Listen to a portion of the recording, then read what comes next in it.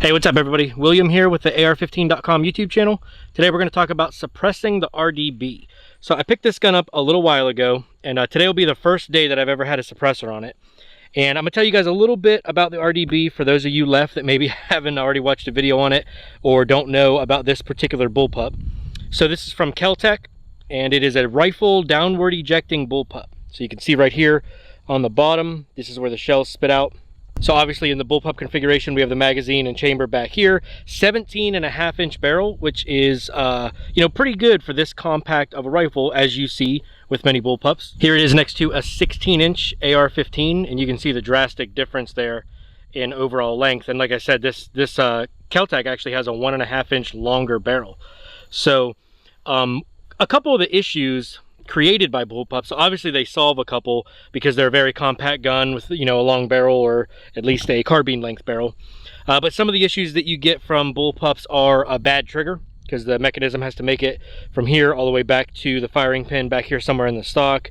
They're usually heavy, they're usually pretty expensive, and a lot of times you get gas and brass to the face, depending if you're left-handed or whatever, because the ejection is usually somewhere on the side back here in the stock, just like it would be on the side of the chamber in an AR. The RDB takes care of pretty much all those issues except for the price.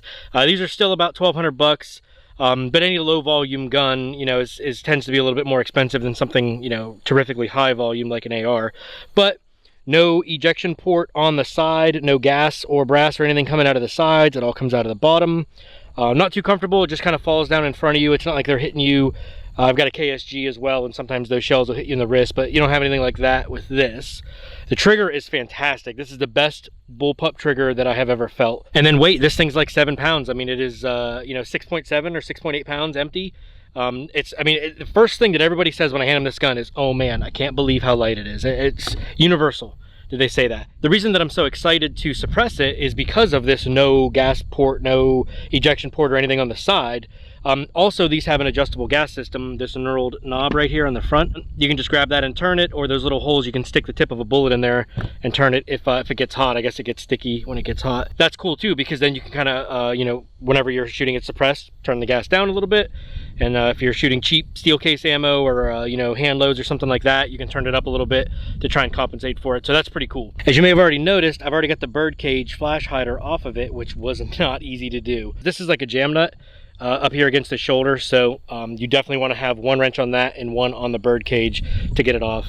So I've done that. I have the Silencer Co. hybrid here. So this is a universal style can, they call it a 46 caliber actually can. But I really like these universal cans just because of the number of different guns you can put them on. This thing will go on everything from a 380 all the way up to a 338 Lapua Magnum. I'm willing to give up a few decibels to have that kind of versatility, especially with the, red tape, I guess you could call it, of getting a suppressor. It's kind of annoying. All right, so let's thread the hybrid onto the RDB. I know we're gonna get the crack of the bullet breaking the sound barrier, but I'm pretty excited. I've shot quite a few suppressed ARs, and the port noise, the actual noise of the gases coming out of the side of the bolt and everything, they're not, I don't know, I find them to be really annoying. So hopefully this is a lot better. All right, so that looks just as good as I hoped it would. And even the pattern on the hybrid kind of matches that gator pattern on the Kel-Tec. So yeah, look, it just looks like it's made for it. And one more time next to the 16-inch AR. So you got 1.5 inches more barrel and a suppressor, and you're still coming in, looks like about a bird cage length shorter than an AR. So that's pretty neat. All right, so we'll take a couple shots with it. Loaded 20 round PMag that it comes with. So we'll stick with that for now.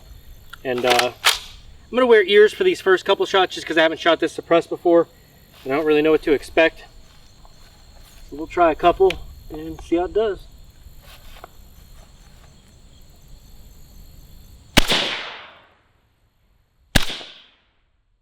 Alright, I'm gonna open up one of my ears and see how bad this is. Alright, let's try them both.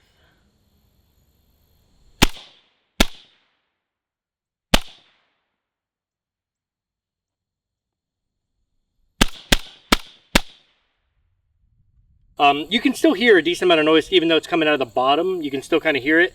I took the muffs off both my ears, and it didn't quite make my ears ring, but it was a little bit loud. And just having the muff on my right ear though, it was pretty comfortable. You know, my left one was just kind of, it's a little bit further away because I'm right-handed, and it was a little bit better. I will say that it is a little bit better than an AR, but not as much better as I thought it would be. You still kind of hear that crack coming out of the sort of the bottom of the gun over here, and you know, my right ear still picks it up pretty good. However, compared to unsuppressed, it's still, you know, tremendous difference. Just the boom that comes out of a 5.56 is incredible without a suppressor. All right, so I figured that turning the gas down may help a little bit with that noise. In the recoil, you could feel like some pretty good recoil, and so it says in the instruction manual, you don't really want the bolt carrier of this to slam into the back. It's meant to just use the spring and then come forward, and then the increased back pressure from the suppressor makes that happen, so that's why they want you to turn the gas down. The gas knob is easy to turn, even though I've run some rounds through this and it's hot now. I don't have any trouble turning it just with my hand. I think right now I'm back 11 turns, 11 little clicks from where I started, and it seems to be running the 55 grain ball with the suppressor just fine. It took a considerable amount of the noise that was coming out of the back here away, and a ton of it's amazing. The recoil now is like, I'm not gonna say it's like a 22, but man, it is. You guys know 5.56 doesn't have a lot of recoil. This thing now has like almost nothing. That's pretty impressive. So I loaded 10 more up to give you guys an idea of what it sounds like now that we have the gas turned down. You can see no ears. How cool is that? Take a few shots with it and see what you guys think.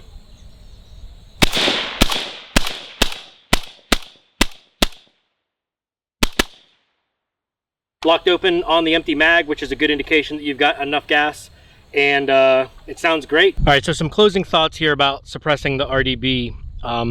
It is a lot better, you know, from a suppression and the noise that you actually hear at your ear. It's a lot better than an AR or really any other 223 that's not bolt action, you know, that I've shot suppressed. I will say that if you turn the gas down too far, it's going to jam, and when it does, it is not fun. It actually stuffed, did like a double feed, and it stuffed the new round, the tip of it, into the feed ramp so hard that when I pried that round out, the bullet, the actual projectile, was still stuck under the other case in the feed ramp. So I should have probably got more video of it, but it was pretty wild. Anyway, that if you're going to go back and forth with these gas adjustments, it's probably a good idea to have a consistent type of ammo that you're going to use if you're going to shoot suppressed. And then remember, like in my case, I'm down 11 clicks right now, and that seems to be the perfect spot for, you know, this particular ammo. So when I take the suppressor off, I'll turn it the 11 clicks back up, just the way it was from the factory, and that's where I'll leave it for, you know, most of my shooting. And then when I want to put the suppressor on, I'll probably stick to, you know, a 55 grain ball round, and then I'll have a consistent place to turn the gas down to. That way you're not guessing, because if you are guessing, you're going to run into a point where you turn the gas down too far. It's going to jam. It's not going to be any fun to clear. Kel-Tec definitely didn't fix that problem with bullpups. When they jam, it's extravagant. We'll probably take advantage of it to shoot some cheaper steel case ammo.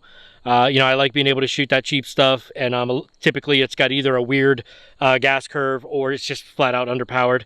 So it'll be nice to give it a couple more clicks of gas when I'm shooting that stuff, and hopefully it will be reliable. I will say though, I did run one box of Tula through it already, and it ran it all just fine on the factory gas setting. If you guys have any questions, I'll be glad to answer them. Just go ahead and drop a comment. And this is William signing off from the AR15.com YouTube channel.